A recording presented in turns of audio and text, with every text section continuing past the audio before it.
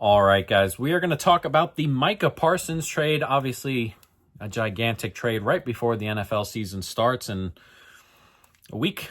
So huge. And yeah, we're going to go through it, what it means on the football side. This is not going to be some normal 20-minute video type thing, just a quick blurb on my thoughts and quick thoughts before any of them have played a snap before or on their new team. So Dallas end up with Kenny Clark, 2 first-round picks that should be in the mid to late 20s going forward over the next couple of years. Green Bay obviously end up with Micah Parsons, which is huge. Micah Parsons is a top 3 defender in the league, a top 2 pass rusher, leads the NFL in pressure rate over the last 5 years at like 20%, which is crazy. Crazy number for a crazy long time. Dallas's defensive EPA per play with him on and off the field is a pretty gigantic split. He's fantastic. He's an excellent football player. And this obviously downgrades the Cowboys and upgrades Green Bay quite a bit on both sides. Now, I'm not going to talk about like who won or lost the trade, what the firsts mean, what the contracts mean for further growth of either team. That's not for me. We just do the on-field stuff.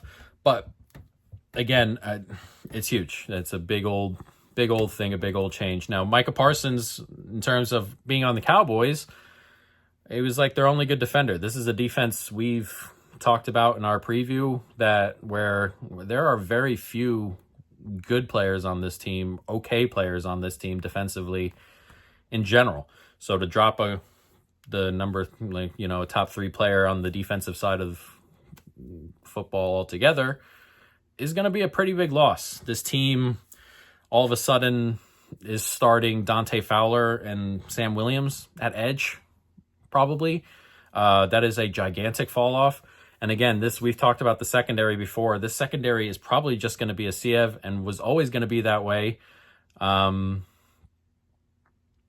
even with Parsons in the fold. Now, with no Parsons and getting probably no pressure, I worry for what this defense is going to be this year. It was already a defense I thought that was going to be really, really bad. A defense that you could throw all over, run all over. No, doesn't matter what's going on. Any game state, you could probably get your chunk yardage all the time.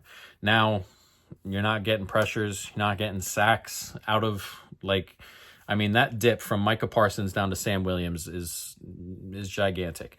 And obviously, Kenny Clark comes in, and he's okay.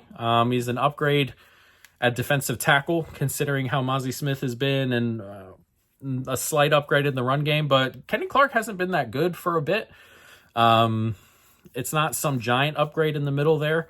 It's useful in terms of adding players on the interior. But in terms of everything else, it's a pretty big dip. And again, you may stop the run up the middle a little bit more comfortably. Everything else takes a huge hit, whether it's runs to the outside, whether it's passing defense overall, a pretty big hit. So this is a pretty significant drop for the Cowboys. And again, as to be expected when you lose a player of this caliber. Green Bay get in top 2 pass rusher, top 3 player, whatever. I've said it a million times already, and we've only 4 minutes in here.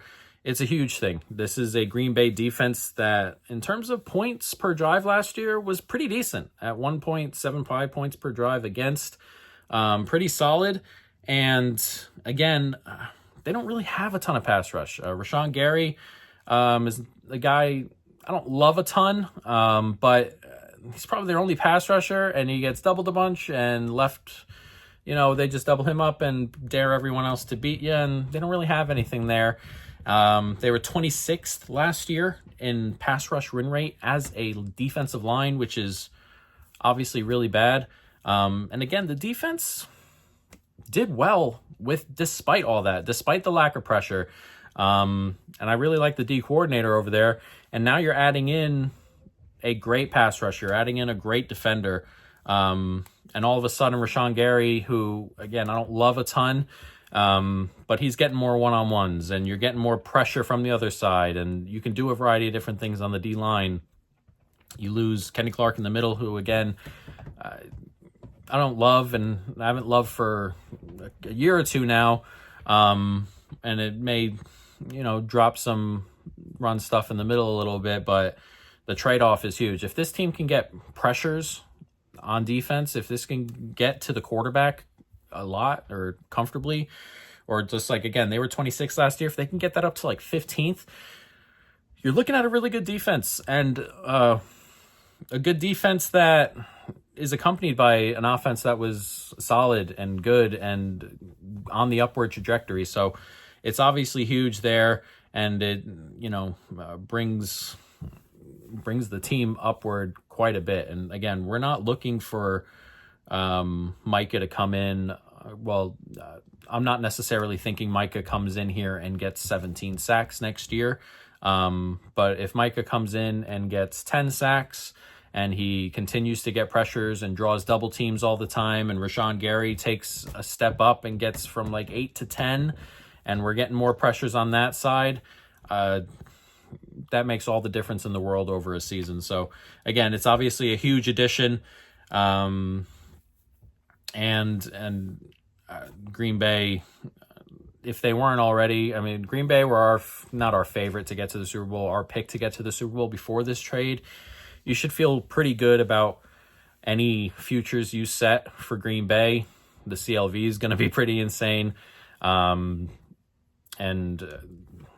all of a sudden, a team with a really good offense, a really good coach, and a good defensive coordinator, and a solid defense, all of a sudden adds a really, really good pass rusher into the mix. So a huge get for Green Bay, a huge problem for Dallas. And that's the trade, and we'll obviously have more thoughts and things like that as the season starts to unfold over the first month or so, and we kind of just get some snaps out of each of these guys and the schemes and stuff. But on paper, a pretty big get for Green Bay.